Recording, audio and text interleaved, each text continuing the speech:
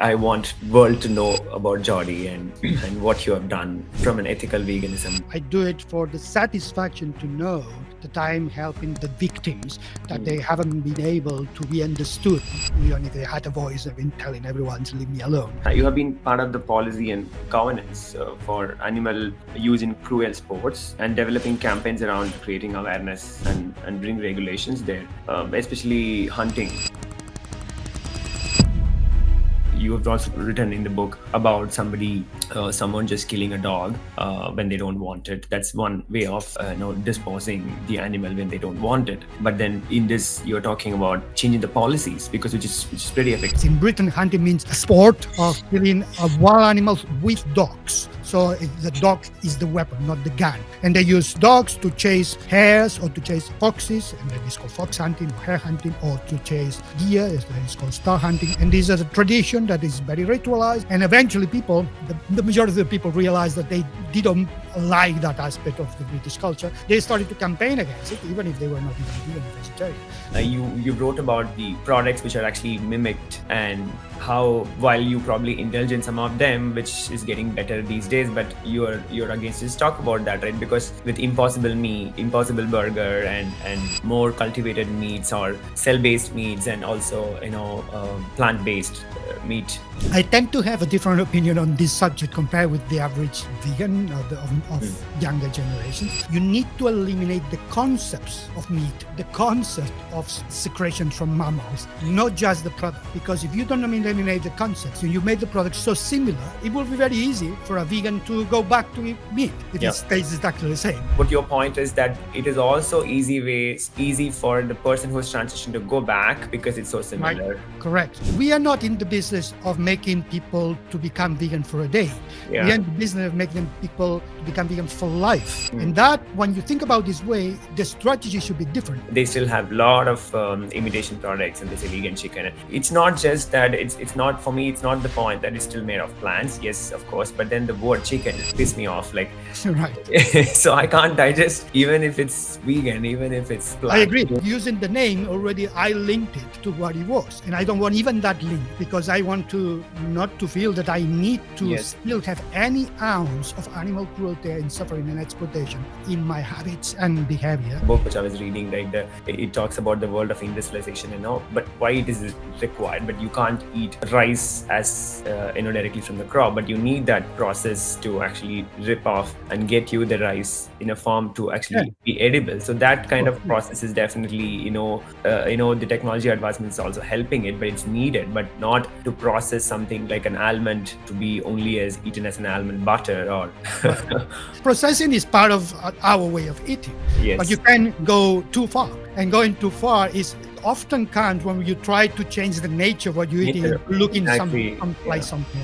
Sea farming, or today we have moved from fishing has moved from more of a hobby to an industry. Some of them capture from the sea in indiscriminate ways with nets that destroy everything, and only a few of them will be sold as food and everybody else die for no reason. People understand that the animals suffer, people understand that the lobsters suffer, but they think it's a necessary evil. They think that there is no other way. And that's what we need to show them, that there is another way.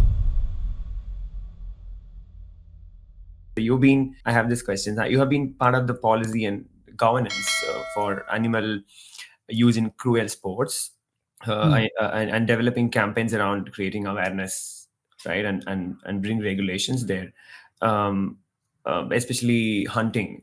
I'm so fascinated by your kind of experience you have in your journey, and you have chosen the career and the contributions you want to do from a conscious, ethical, vegan standpoint. I'm in big salute to you, Jordi. So talk about that, right? I think how you are able to make difference. Have you part of the journey, or are you still doing it? And what was the adverse things you have seen? I know you have also written in the book about someone just killing a dog when they don't want it. That's one way of disposing the animal when they don't want it. But then in this, you're talking about changing the policies because which is pretty effective. Sometimes we more talk whatever in the digital medium is not really a policy, which is actually from a government standpoint to actually to put in paper and have the organization follow. So you were there. Yeah, I mean, sometimes when you are vegan and try to help the animals, sometimes you see opportunities where you realize that you could help many animals at the same time, because these particular animals in these particular circumstances, already there's a lot of people, not even non-vegans, they already realize they're suffering, they already realize that they should not be treated this way. And these are the opportunities that if you do join a campaign, if you do more investigation, if you help people to understand it, you can then achieve a policy step. Policy meaning a change in the rules in which that suffering is no longer allowed, and you can ban activities that cause suffering. And of course, other animals still suffering, but at least you are now veganizing that part of the world by banning something that was causing suffering. Hunting was an example. Hunting, as British use it, the word hunting in general meaning killing wild animals. In Britain, hunting means a sport of killing, or sport in inverted commas, of killing wild animals with dogs. So the dog is the weapon, not the gun. If it's a gun, that's called shooting in Britain. In America, they use hunting for bow shooting and with dogs. In Britain, the hunting means with dogs, and they use dogs to chase hares or to chase foxes, and then it's called fox hunting or hare hunting, or to chase deer, it's called star hunting. And this is a tradition that is very ritualized. It's done with horses as well, horses following the dogs, etc. And eventually people, because it was a very political thing, was very right-wing and upper-class thing to do. And when the left-wing and the lower in inverted commas, the majority of the people realized that they didn't like that aspect of the British culture, they started to campaign against it, even if they were not even vegan or vegetarian. So the movement against hunting was quite strong. And at one point, the animal rights movement realized, if we just helped out, 2004, ban the fox hunting, stag hunting, also basically hunting with dogs. It created some exceptions and some circumstances that were later abused, and the hunters carry on breaking the law, thinking that they were immune to the laws of the country. So a lot of my work was try to prosecute illegal hunters through the work of organizations I was working with, just to enforce the law that had been passed. But this law now is going to be revised. So what happens, part of the policy is not just create laws to ban something, it's to make sure that they are properly enforced. You help to create the law, but then you monitor how they are enforced. If they are not properly enforced, you do a campaign about that. If there are people breaking the law, you do a campaign about prosecuting them. And after a while, if that's not improving, then you change the law that you created the first time. And that's what happened at the moment. There's a debate now to improve the Hunting Act, because all the loopholes that have been abused by the hunting community did not stop hunting at all, completely. Yeah. I mean, many foxes are still killed, far too many, so you need to continue. So, but it's always an opportunity when you have a subject like that goes beyond the animal rights people. There's already people that are with you, even if they don't follow your philosophy. Yes. That is a possibility to get the right votes from the right parliamentarians for passing bans. But I would never call this a reform. I would never call it a regulation, because regulation is just changing a form to continue something that is already wrong. Because I would never campaign for a reform. I will only campaign for an abolition. So I helped this campaign because it was about banning it, not about making it less cruel or making it less often or making it more regulated. It's about banning. So I only work even within animal welfare organizations that in general they try to reduce suffering as opposed to stop it. I only work in the campaigns that are about banning stuff, about abolishing stuff, because it's only when you stop it that the suffering stops. Otherwise, if you just change the form of abuse and exploitation, you just don't stop the abuse and the exploitation. You just change the way it looks like, or the paperwork you need to fill to be able to abuse somebody. So you want to work for abolition. So there are many things that I work on abolition. Circuses, animals with circuses was banned in Catalonia. I was involved in that too. And it was banned in the UK. I was involved with that too. Snaring, use of snares to hunt wild animals, been banned in Wales. I was also involved. So I always look for the banning part of the campaigns where they have specific campaigns about specific issues, quite easily to achieve in just a few years of campaigning, because that is just, again, another step to veganize the world. But I never forget the bigger picture. I never forget that the bigger picture is to change the people's attitudes and make them become vegan, because once they become vegan, then we don't need to ban these things. They will ban it by themselves. They will not exist anymore. Yes. So you need to go for the bigger picture, never forget about the vegan world, the longer distance, the bigger strategy, and then the smaller tactical moves that might allow you to veganize particular aspects of society faster. And do the two. And that's how my life has been as an animal protectionist. Never choose just one. Just keep doing the small bits and the bigger bits at the same time, which is this is how I found the balance of feeling the satisfaction of sometimes achieving goals and feeling that we won something, but at the same time knowing that the fight is not over and I need to change many more things in the bigger picture. I think you have a wisdom, or I would say they call it now Zen mode, right? Yes, so Well, it thank you. takes a lot to achieve that kind of a Well, I would say I mental. don't think it's Zen. I think it's white hairs. White hairs.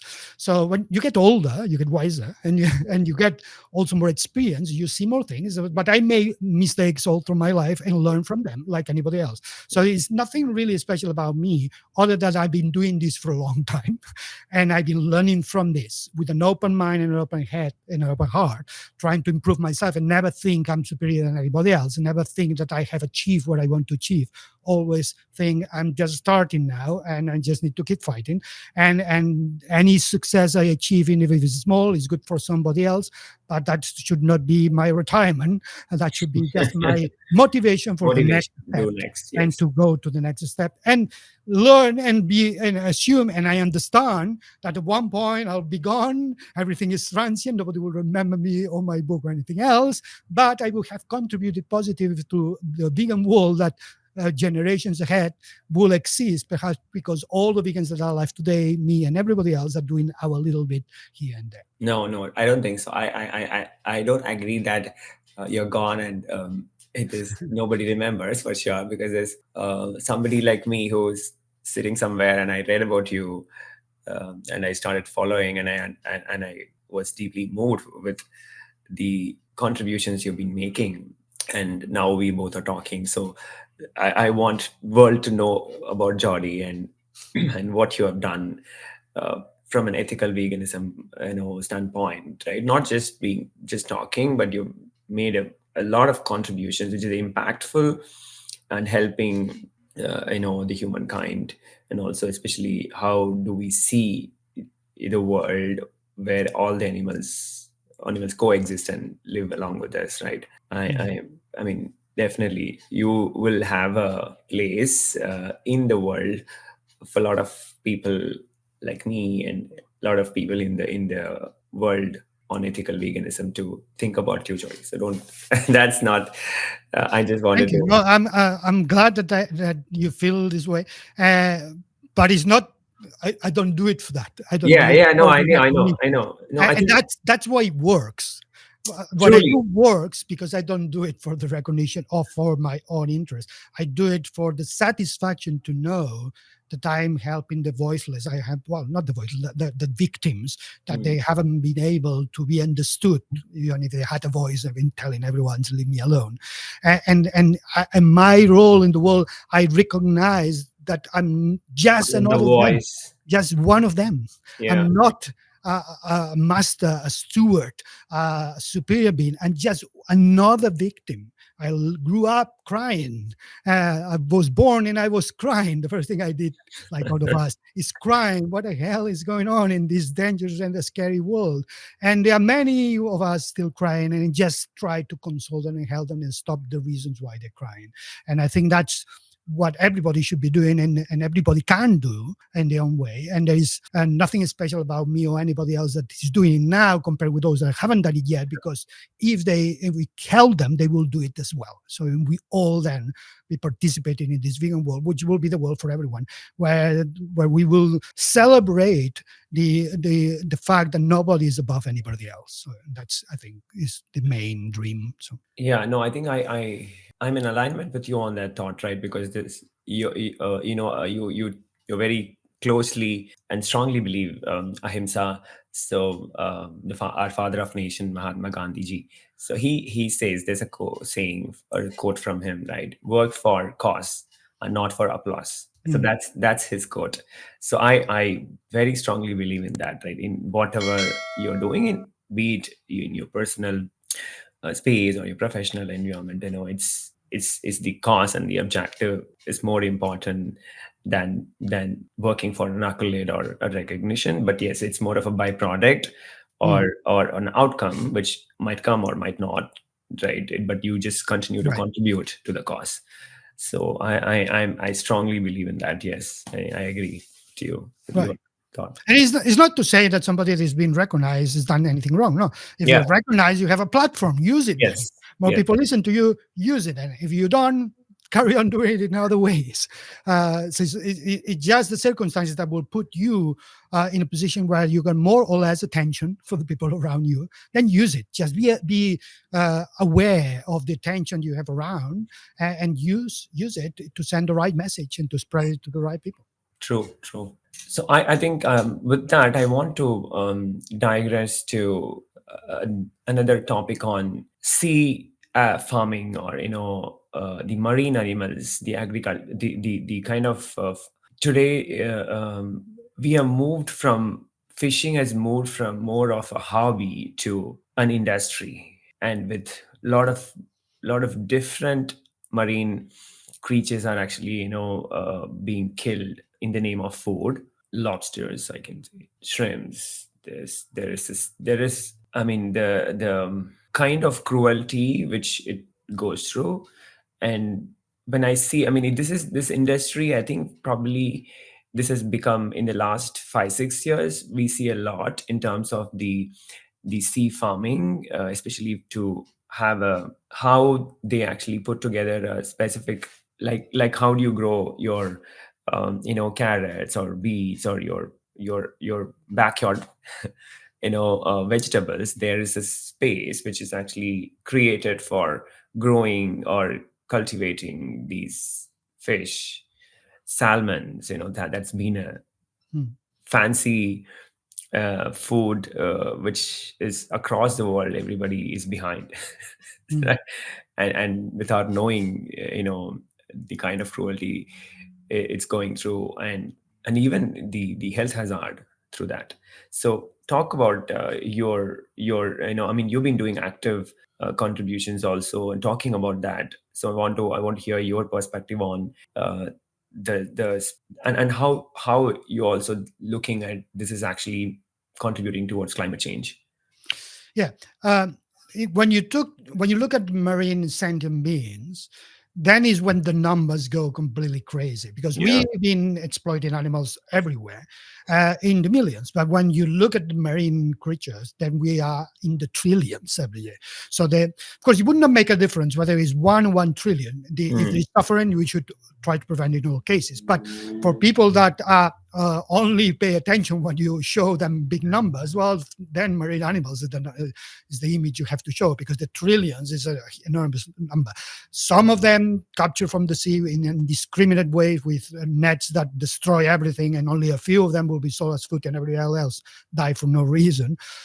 Or two, what you just mentioned, the farming, the PC factories, which is the new thing, relatively speaking, but is Yeah. growing, and it goes beyond salmon. It goes, as you said, shrimp. Shrimp is actually the number one factory farm in numbers in the world. We think about factory farms, chicken and things like that. Chickens many more numbers than pigs or cows, but shrimp is the number one Number one. factory farm animal in the world, crustaceans in general. But now insects as well. People start to breed insects in factories in order to sell them as food as well. And so insects that are not necessarily aquatic. But yeah, the technology has been able to replicate what we have done to farm mammals now into fishes and marine invertebrates. And now they even started to think in creating the first octopuses farm. Yeah. Yeah. That hasn't been quite done yet, but now at least there is some places that start to ban it before it's been created yet, ahead of thinking that's the next thing is coming. And of course, these animals, even if they're invertebrates or they're aquatic, they suffer as much as we do. And one of the reasons perhaps that people are not opposed to it is because there are, again, some people that feel that, well, they're doing enough by being not eating meat from cows and pigs and chickens, but they still eat fish, the Yeah. pescatarian, thinking, well, they don't Yes. suffer, they are different. Of course, they suffer in the same way. There is all research that's been done that is unnecessary. You should not even need to do the research. It's obvious when you look at a fish that when there is something bad goes away. How can it go away? It doesn't know the difference between suffering and not suffering. So it reacts exactly as what you would react. But yeah, the people that didn't believe it, they did make experiments to show, yeah, they have pain receptors. They suffer as much as we do. And they behave as animals suffering, so they are sentient beings as well. And invertebrates, so the octopuses and the crustaceans, decapod crustaceans like lobsters and things like that, they've been proven that they are also sentient beings. But I think these are the ones that are proven even in laws that says they are, but everybody else are also sentient beings. No animal, with exception of the sponges that are pre-animals, really. They are primitive creatures before they become animals. Everybody else after that, they're sentient beings, because you could not be an animal without being a sentient being, because an animal moves and moves to a better place, or because it's fruit, or moves away from a danger. You need senses to perceive that danger, and you need a nervous system to process and understand whether it's good or bad. That is what sentience is. So if you didn't have that capability, you would not be able to move in the world with predators and survive. So it makes logical that that the axiom of veganism that says all animals are sentient beings should be understood by everybody else, and we didn't need to prove it by science. But fish and aquatic invertebrates are the ones that most people still don't get it. Still, they think that they don't suffer. Still, they think that they don't matter, or they might have pain, but that pain doesn't translate in suffering. This is just a very short-sighted view of the animal world. But yeah, they're like anybody else, but they suffer in higher numbers. But I would never make an argument that would say you need to campaign for those who suffer in higher numbers, because the pain of an individual is the same as the pain of 10 individuals. For that individual, it doesn't matter how many others are suffering. It experiences it as the same. In the same way, the doctor would not just refuse a patient saying, oh, your disease is very common, therefore I'm not going to cure you. So a doctor will always cure a patient for whatever pain and suffering that patient have, regardless of how many other people in the world suffer it. So that's the same thing. I would not make an argument that we should only campaign for chicken welfare because the chickens are more suffering in higher numbers than cows, or from fish or crustacean welfare that suffer more than any other else. I would say everybody matters. The shrimp, but also the lonely elephant, or the last one polar bear in a zoo, that also deserve as much attention and help and support than the one shrimp in that pisciculture factory somewhere in the Philippines. So any sentient being matters. I think you made I mean, even when we talked about killing that, a lot of these marine creatures are killed live, like lobsters and crab. Well, if you think about it, everybody's killed yes. live. Nobody has been killed when they're already dead. Everybody's killed live. But the difference between crustaceans like lobsters is that rather than be killed in an abattoir, they're killed in the restaurant on people's house, boiling them alive. Yes. But to be honest, that suffering is not worse than a pig dying in an abattoir by a gas chamber. The only difference is that you don't see the pig. You don't see the pig. That is forgotten. And then you only see the lobster. So you think that the lobster is going to suffer more because you see it in the restaurant. But everybody wants to live. Everybody that is being killed in any form is suffering in a way or another. Yeah. And no matter how much method you use to minimize the suffering, like stun guns or electrical change, in the end, the difference you make is minimal, because you are removing the life of an individual that wants to live. That in itself is a level of suffering that no improvement can prevent if the end result is still a dead animal. But yeah, for me, there is not humane way of killing anyone. There are different ways of showing how animals suffer or hiding how animals suffer. but there is not a humane way that justifies killing anyone. Very well said, Johnny. I think the reason why I talked about the specific examples is while people can say, hey, I have, until you really show them how cruel the animals are actually put into the gas chamber, or a cow is shot, with a gun in terms of getting the meat, you are not aware of it. Probably you see only the meat. But Mm, then something like lobster, or some you need to cook at home, you are part of the process. So you actually can see with your naked eye and the suffering which goes on. So it is, I mean, we have become, as you say, it's a journey, and we can't change overnight. It takes a process. Maybe your grandchildren might come to a understanding of what happens, and probably there is a better world. But this is actually so cruel that we have, as a society, become so oblivion to these facts. What we see is normal, right? And mm. and which truly, difficult to digest sometimes. But yes, you say, we have. I mean, I'm also drawing that optimistic spirit from you to see how you can continue to, bring that positive change. Yeah, because what happens is people understand that the animals suffer, people understand that the lobster suffer, but they think it's a necessary evil.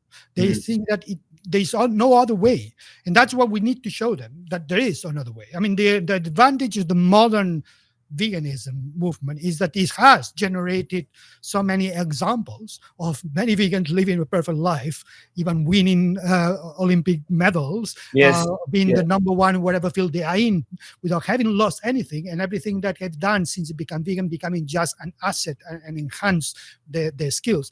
That therefore that weird fear of I need to eat that lobster, I will die if I don't eat that lobster. I've been told that I definitely need this lobster. You say, no, look, here you go. Eat this banana, eat this apple. Call me in the morning if you'll see that you're still alive. That lobster was no necessary at all to die for you, and that you can be as healthy. And then keep eating that apple for a while, and Yeah. then tell me how you feel. Tell me your energy levels, and then you'll see that you feel better than before. Because what you eating not just creates suffering to them, it's creates suffering to you, because you haven't evolved to eat these animals. Your body is stressed in trying to digest flesh from animals when we are not carnivore species. We have evolved from frugivore species where fruits are the things that our body are better designed to digest, fruits and vegetables and nuts like all the other apes like ourselves, because that's how we came from. And we, of course, animals evolved from one type or another, but we haven't changed that much. We have still quite similar physiologically and morphologically those other apes who clearly rely mostly, although occasionally they eat an animal, they rely mostly on from vegetables such as fruits. So when you then eat those that your body is aligned to digest, then of course it works, and of course you feel better, and of course you can win competitions or athletic competitions, as many vegans have done. And that's what you need to show the people, that mantra of I need this, I need to kill that one, I need to kill that cow to wear a belt, I need to kill that sheep so I can just eat in Easter. Easter's coming now. A traditional meal that without that traditional meal, society will collapse. Of course not. Of course, you can't just change it into something that is vegan friendly. Veganize it. And once people understand that there is an option that is not worse than what you're doing, is actually even better than what you're doing, then is when they will move it. But most people don't know that. Most people don't know that option is there. It's part of our job as vegans to let people know about the options. No, I think you're true. It's more, again, awareness is also a constant concern which I've seen, and I that's why I think these forums and the knowledge sharing which we do. I mean, you're also doing a lot of videos, and I think you're Mm. the vegan FTA. Talk about that. I mean, you're also active. I mean, your journey has been, you said you've grown, and you've acquired knowledge, but you're active across different, I mean, you're kind of adapted to different medium at different Mm. times. And like earlier it's more of a media journalism to now more of a digital platform. So talk about that, what you're doing on a digital space in terms of creating awareness, your channel, and Yeah. for the audience. Yeah, as I said, because I wrote my book, that generate my new profession. I never planned to be a writer, but I'm still freelance. I have several clients. One of them is Vegan FDA that you mentioned, which is huge. It has a huge online presence with a lot of posts constantly made of videos, images, memes, articles, and I write the articles. But because I work with them, I started also to produce some of the videos. There are other people that does that, often based on the articles I've written. I write an article, then I do a video on the article I've written, or do a meme and things like that. Because it's something that comes natural to me to find new platforms, learn new techniques. Still, the idea is to communicate the message, and generations change the way they pay attention to. I still like the long format, documentaries and books, because that's, I think, is what makes Vegans for Life more likely. So if you invest your time to read a book or to watch a documentary, you're already in the right position, in the right state of mind, and you won't feel that you've been imposed anything because you chose to read this.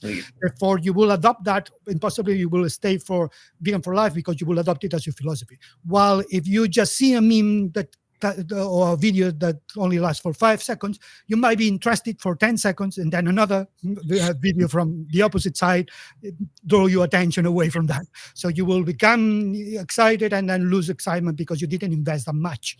You just were passive receptive of information in a world where there's so much information that information contradictory. overload. That 1 second you're vegan, the next second you're carnivore, the next second you eat meat, the next second you don't, because that depends what you receive.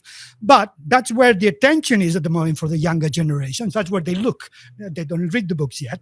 They will read them when they grow. Therefore, we need to give them message too, because the other side is giving them the wrong message, indoctrinated them through carnism. Through memes as well and videos. So we need to compensate for that and create as well that format for them, without forgetting that that's not enough. Then we need to produce other types and give lectures and go to schools and develop other type of ways to communicate the message.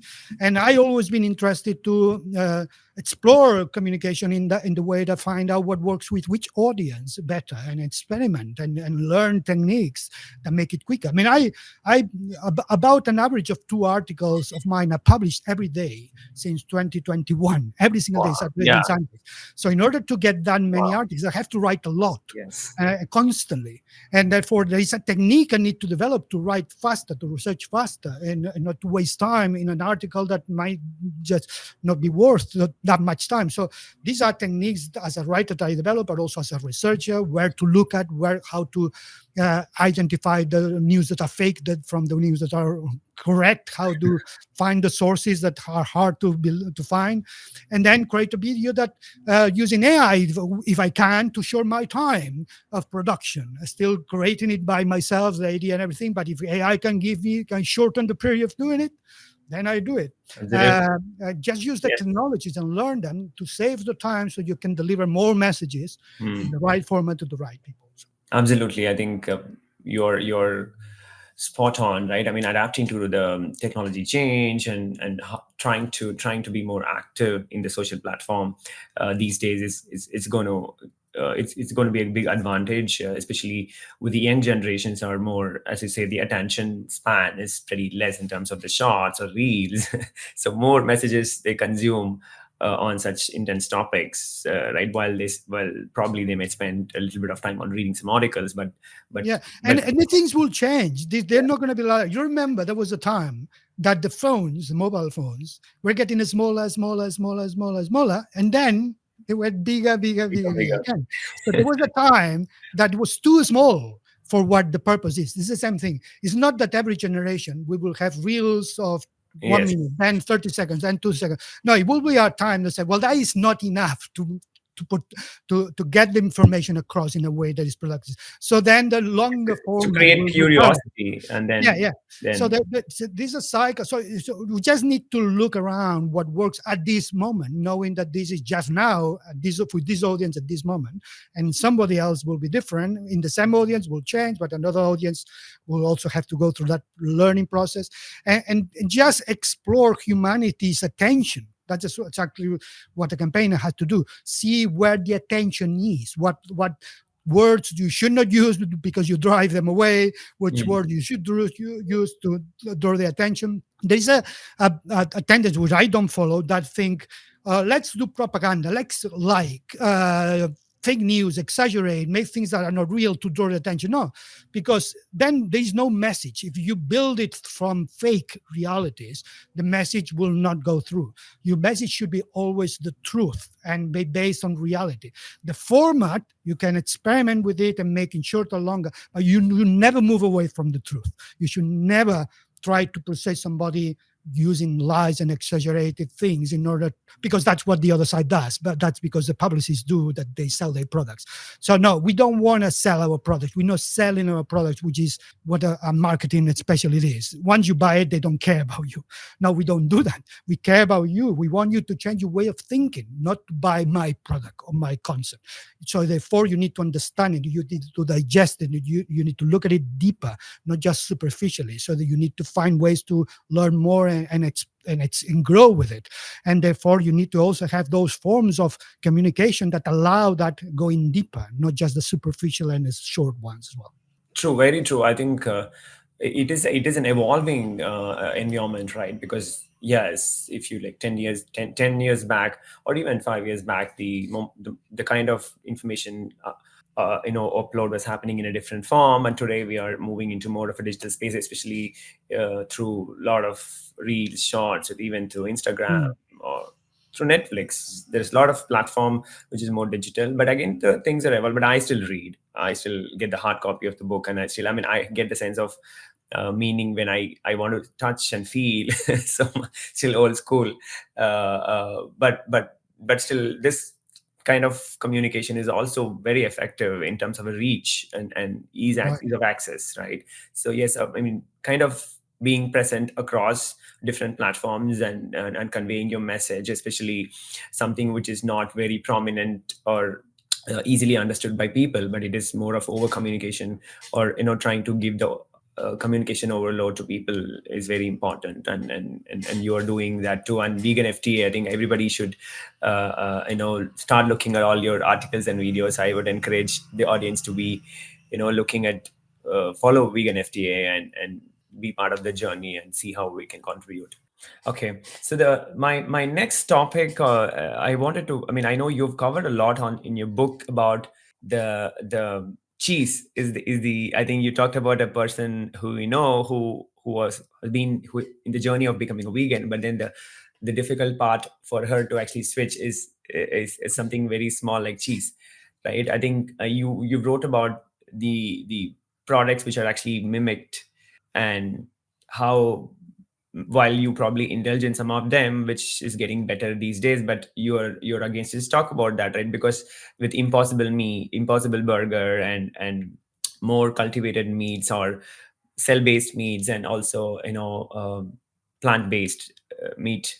I talked to one of the plant-based entrepreneur. I mean, a lot of plant-based entrepreneurs. So I've been talking to, but then in my the first conversation when I started this, I actually talked to one of my close friend, and he's a plant-based entrepreneur in India. So the point, or also what the other people say is, food is more of a culture, and it's people has been every culture and every religion and every different parts of the world, from wherever you come from, you have a specific set of food which you have grown with, and then it's an emotion, right? And then to change to some or give up something which you've been having for a while is tough.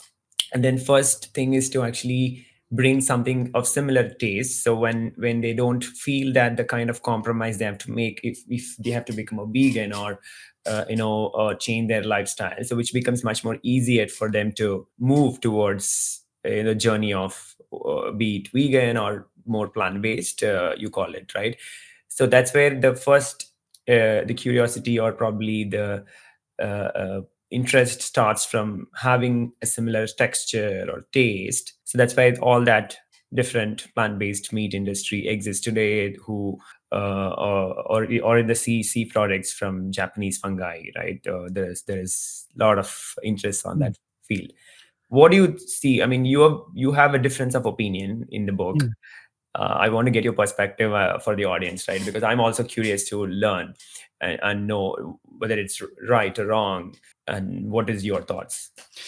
Yeah, thanks for the question because, yeah, I tend to have a different opinion on this subject compared with the average vegan Mm, of younger generations, because I completely get it. This idea that if you a meat eater or consume cheese, but cheese is very addictive. I was mm, addicted to cheese before I was vegan. Has casein, this protein, which is designed by evolution to make the calves or the babies, whatever mammal species, to return to the mother, because we can move when we are babies, but most mammals can. So they have the ability to live and not drink. So they have to have an incentive. So that addiction is what makes them to return. But now, of course, when we humans eat cheese, which is concentrated milk, that means concentrated casein. So that addiction gets very stronger. And like me, it seems impossible to live without cheese. But I became vegan and I stopped eating cheese completely at once. The cheeses at the time that were vegan versions were not very good, so it was not difficult for me to not to use them at all. And actually, I think that helped me in the process. Had I had vegan cheeses that are very similar to original cheeses, who knows whether perhaps I would not have managed. I think if you cut the diet radically, actually helps you and helps your body to change. You communicate in your body. This is a different paradigm. You're going to use different proteins now. You need to change the enzymes. You need to change the things like that. If you transition to it smoothly, then the body gets confused. I don't understand. That looks like meat, but it's not meat. Which enzyme should I use? So I understand that psychologically is good for people not to feel this huge change if they are scared. So for transition, I make sense. But for me, I don't think that's in a strategy that you should maintain. Transition, yes, first month, 2 months, but that's it. So it just for those periods of transition. The problem at the moment is that these products are not seen as just transitional, are seen as the plant-based version. Like if plants don't exist, like if fruit don't exist, like if vegetable exist, that anything that is edible for a vegan needs to be transformed into cheese or burgers or sausages. Otherwise, it's not edible.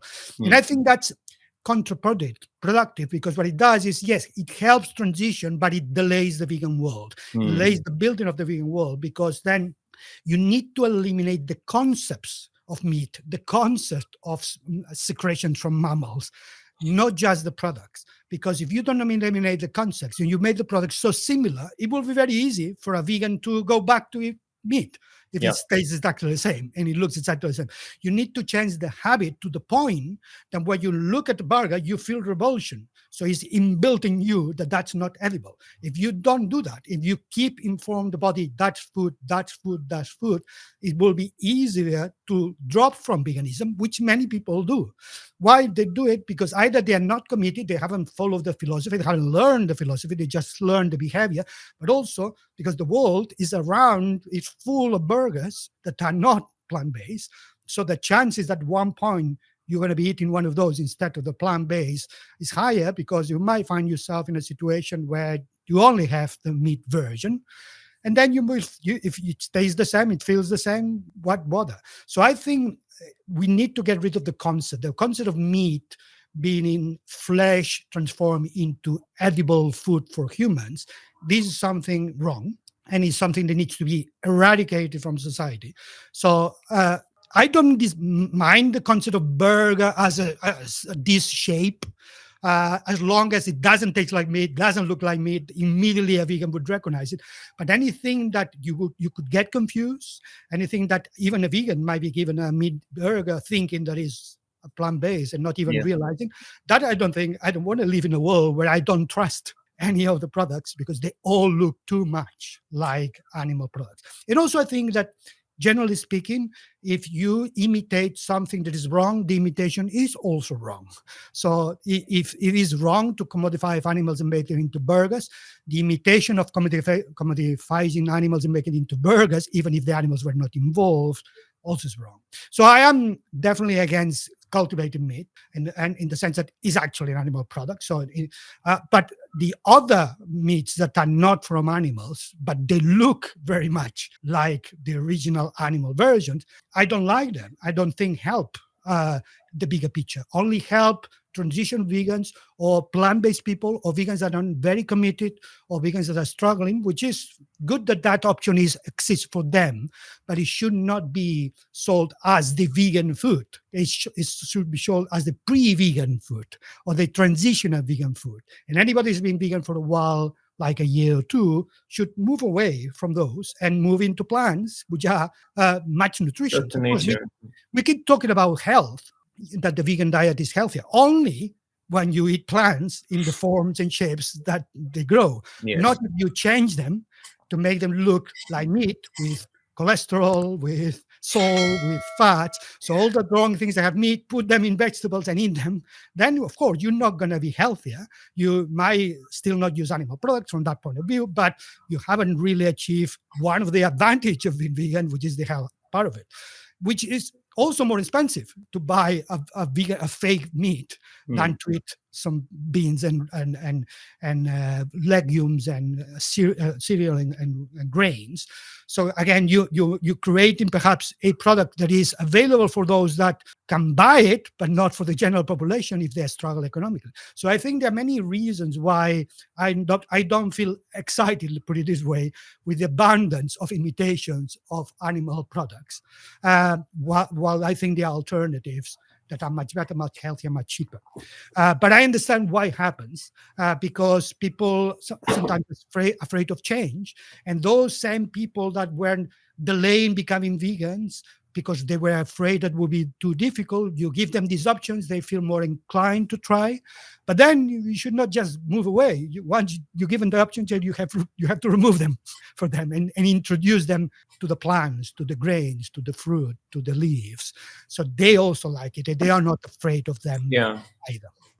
No, I think I was just trying to give this message, right? Because this, I think the book has actually also gives a different perspective of the different perspective or the optics to look at things, the way, what is across different mediums, right? Because it's very, I mean, that's why, I mean, I was so intrigued with the book and the way it is written, the essence of it, and the message is so powerful.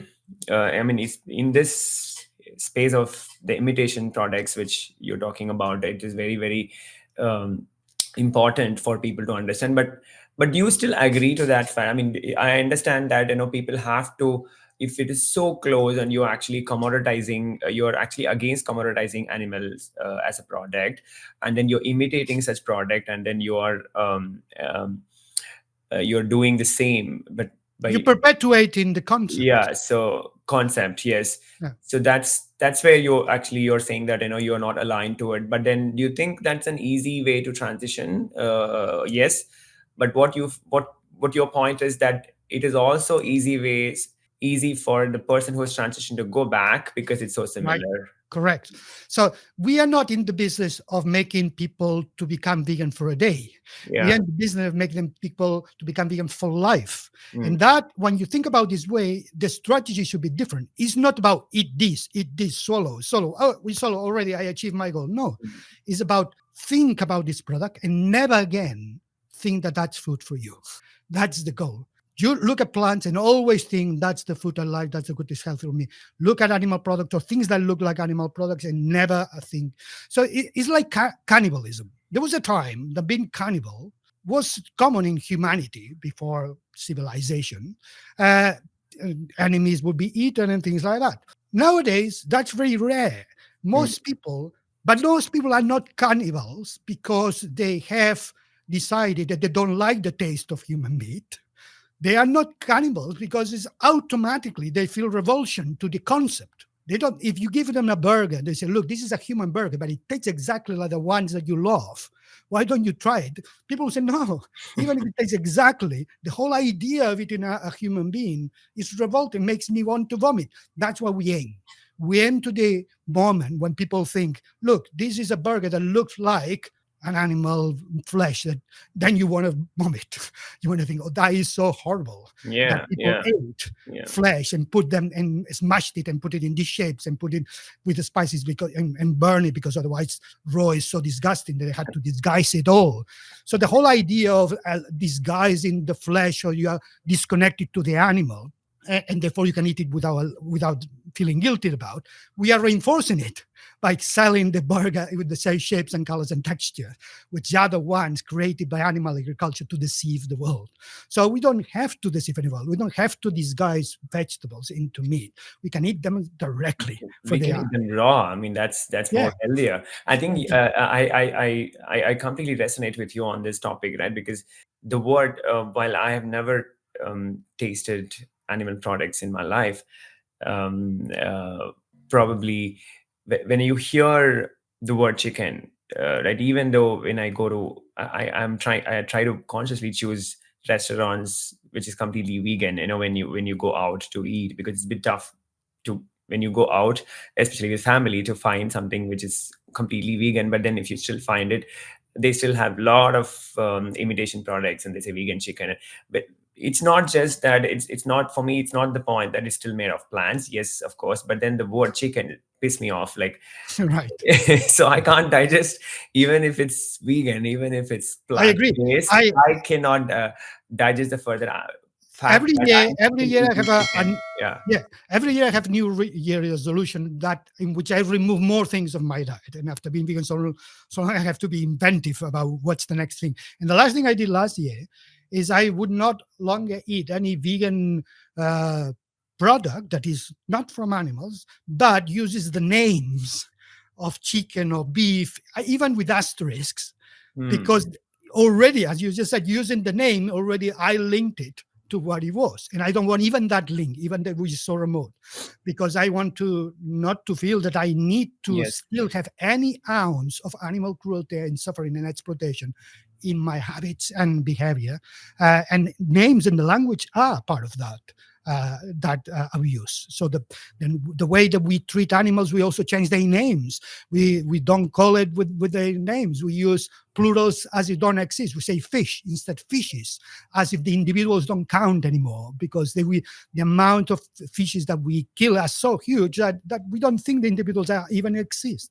And we change beef from cow because we transform Pork. it into or pork from pig. So we have changed the names. We don't give it the right adjective. We don't say him or her. We say it as if it doesn't have. Maybe it's difficult for them to people to say, "Hey, I'm eating pig." Maybe it's not Right. fancy So to. it's all part of that to deception of carnism. So do we want to help carnists to continue that deception? Or yeah. we want to move away to the deception and say things for what they are, show people what really food looks like, what Mhm. really the food that we evolved to digest looks like. So, I mean, if we see an apple in a tree, we can pick it up and eat it. We immediately know whether it's ripe or not. Nobody has to teach us. We didn't know that it's edible. We can swallow it. Yet, if we have to eat an animal, we need to cut it, kill it, process it, chop it, put the spices, put things, burn it, completely change it, because instinctively we don't see that as food because we're not carnivores.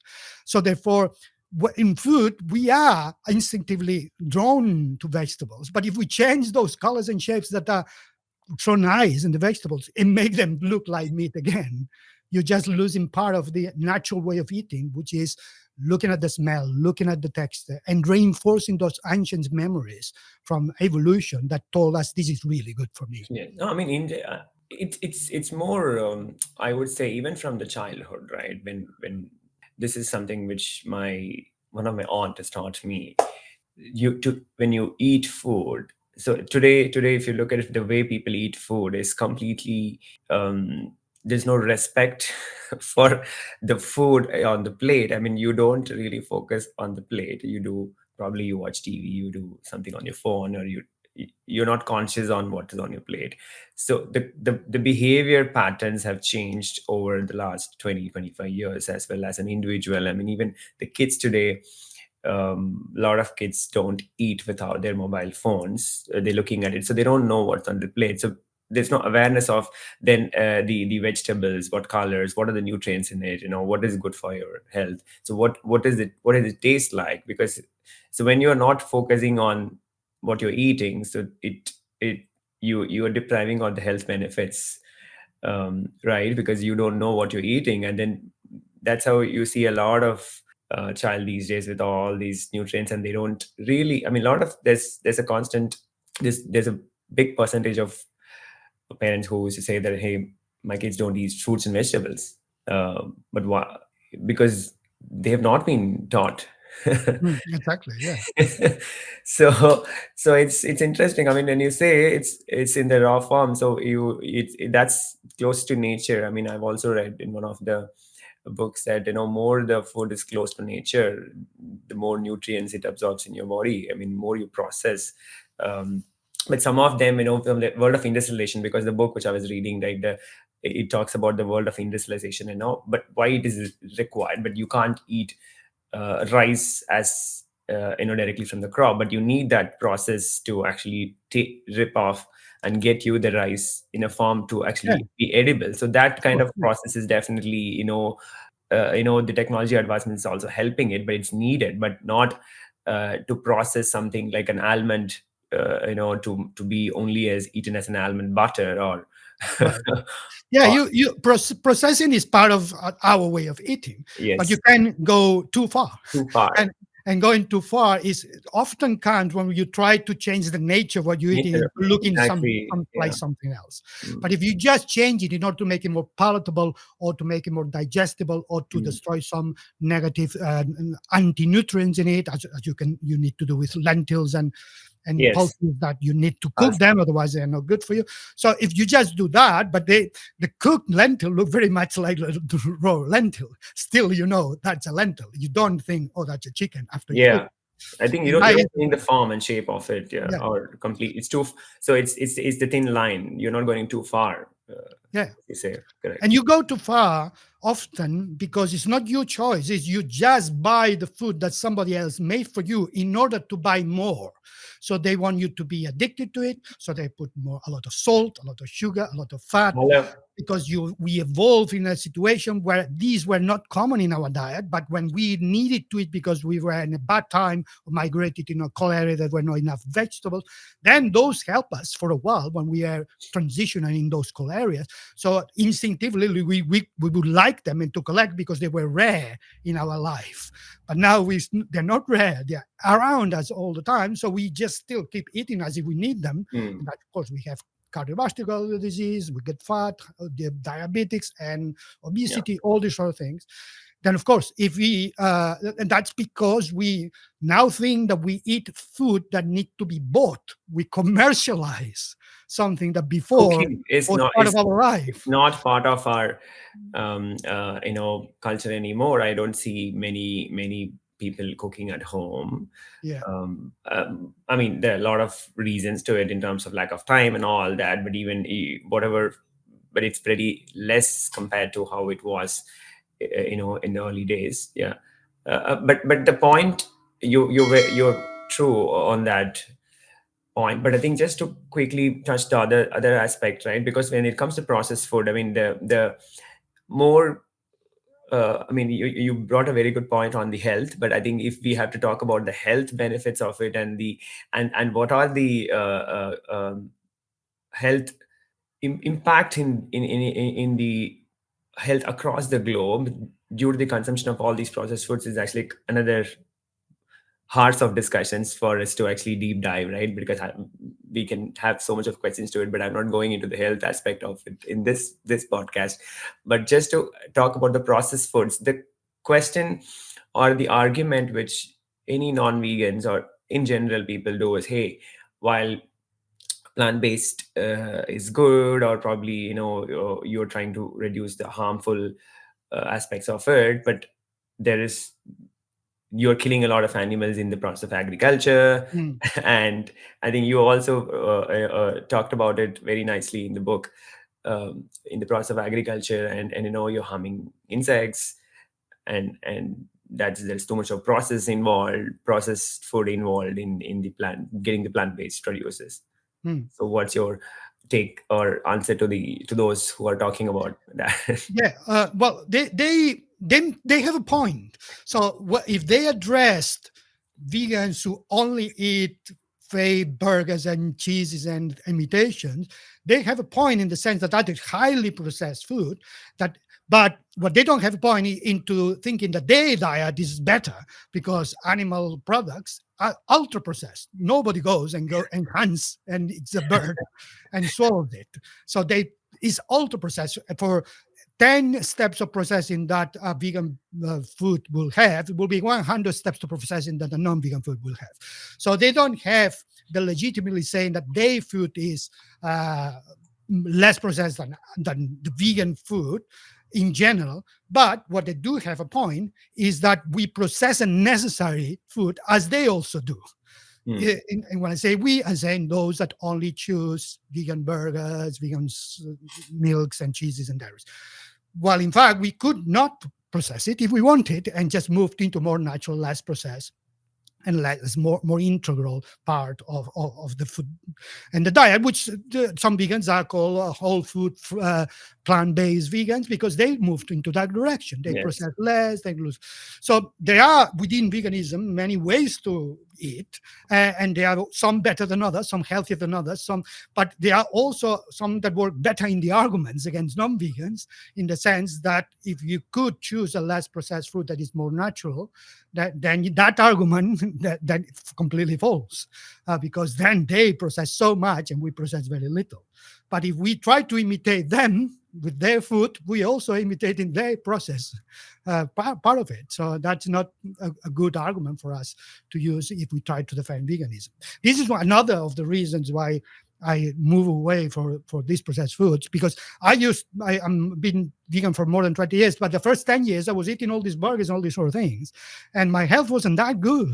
And then 10 years after, I said, okay, I'm going to go to the whole food plant-based element of it, and then my health definitely improved. So it's not just eat vegan, it's just eat the right type of vegan food to go to the extent of the benefits of making that choice. Yeah.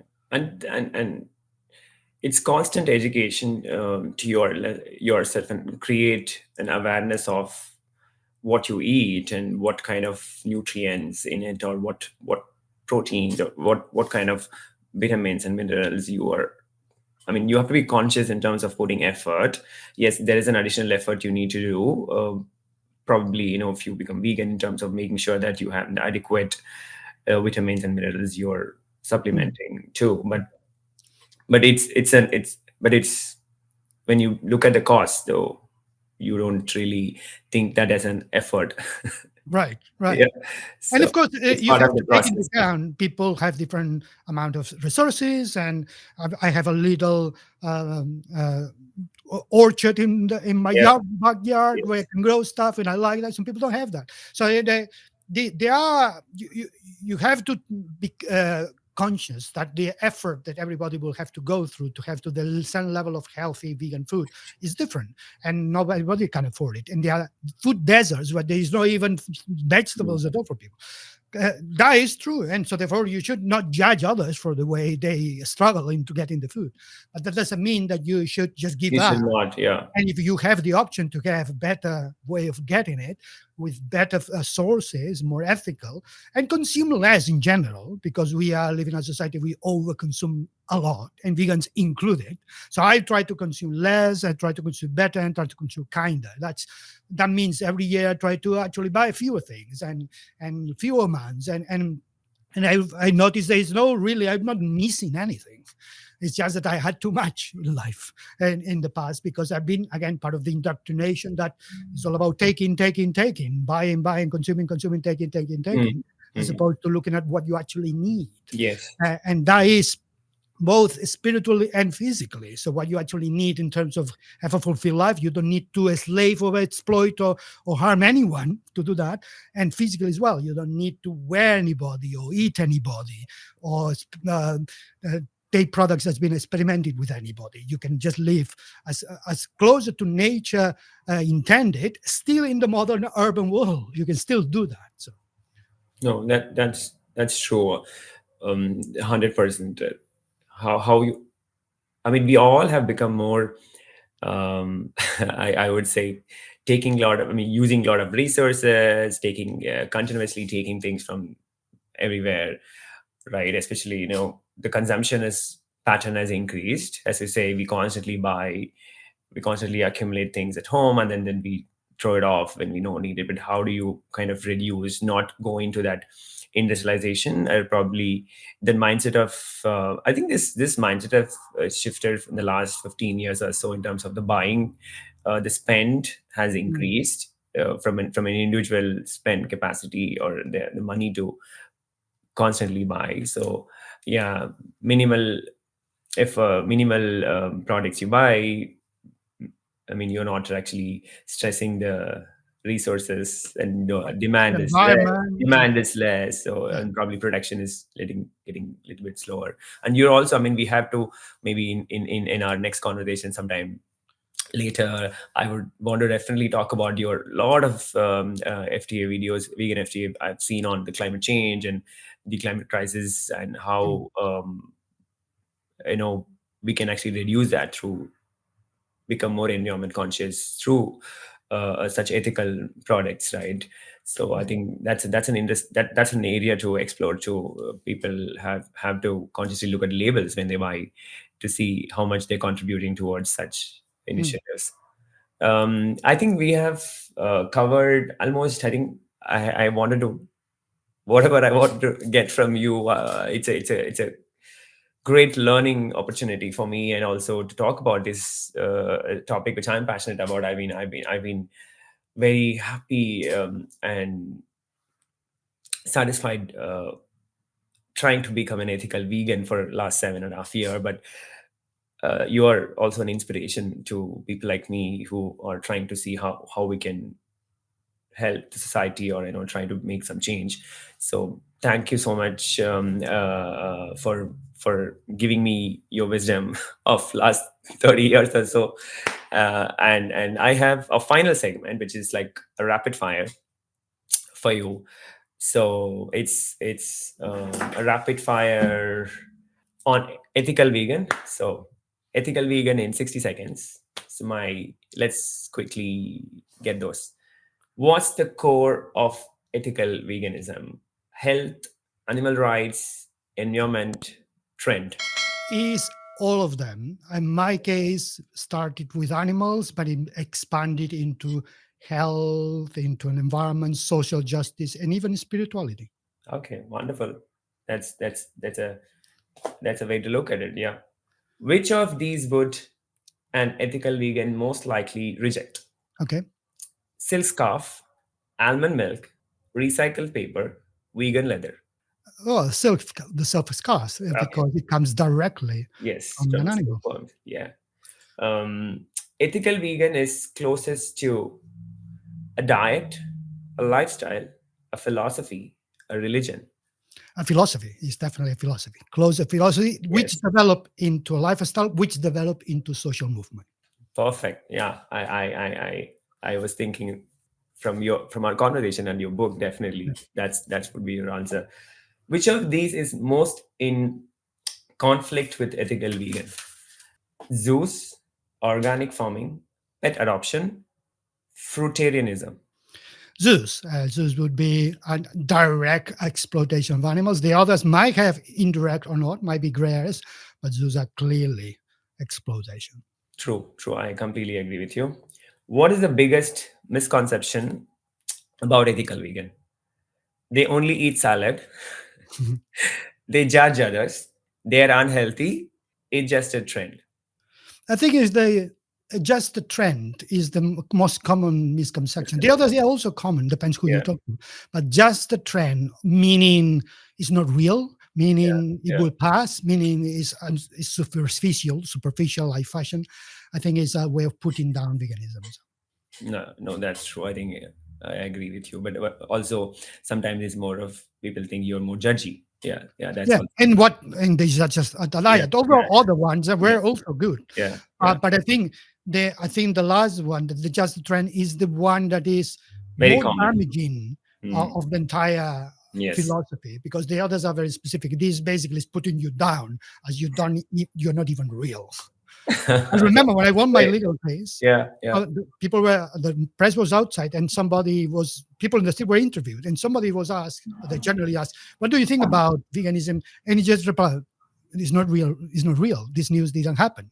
Completely in denial of the existence of us as a community. So Yeah, yeah. I think the media also. I mean, these today there are a lot of plant-based news and a lot of coverage, but I think the media also bit more of a paid media with more partial news, not yeah, not really putting the right things for the people to consume. Yeah. Okay. If an ethical vegan had a motto, it would be live and let live. You are what you eat, for the planet and the plate, justice for all beings. justice for all beings, from all those that you mentioned, justice for all beings. Veganism could be seen as a social justice movement, and it doesn't only go for one particular type of beings, it goes for all beings, justice for all beings. Right? No, 100%. Which of these industries must change the most? Fashion, farming, pharmaceuticals, all of the above. All of them all, really. They all have to change a lot, but it's difficult to quantify how much they have to change because they all already do vegan versions of it. There is vegan farming of vegetables and things like that, especially veganic farming. Pharmaceuticals, there are some that don't have any animal products. They don't have to be tested on animals, so then they automatically vegan. So they're already some way there, but they have to change a lot. And how much is difficult to compare. So I would say all the above. All the above. Okay, great. Okay, can someone being ethical vegan without being perfect? Um, yes, progress over perfection. No, it's all or nothing. Only if no animals are harmed, or it depends who you ask. Or probably you can give me, your own perspective. I would say yes, because I think nobody can be perfect. And everybody can do good things without being perfect. Perfection is a very abstract concept, and what I mean, what I think you mean behind the question is whether if you make mistakes or you haven't eaten the right things all the time, you're no longer vegan. No, you will always make mistakes, and but what defines you veganism is not what you do, is what you believe. And if you don't change your belief, and if you make mistakes and recognize their mistakes, your belief is intact. But if then you change your belief because you make a mistake and say, "Oh well, I make a mistake, then I'll carry on doing it," then you don't see it as a mistake. That means you lost your beliefs.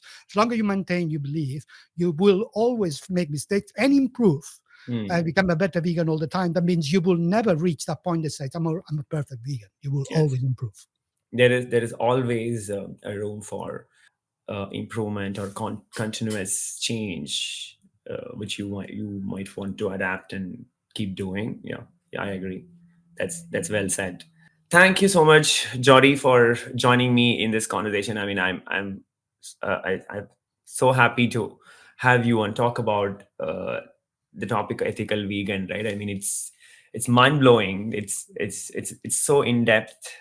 Your answers were, right? And I think we've gone length and breadth from a policy to what a person should actually pursue and believe in, and your personal journey. So I mean, I'm so um, overwhelmed with the kind of knowledge and wisdom which I've gained through this conversation. So I'm so happy, and definitely again, thank you for being here and spending your time today. Well, thank you for having me. And I also learn from you because every time there's a conversation, both sides always learn. So it's always good. Yeah.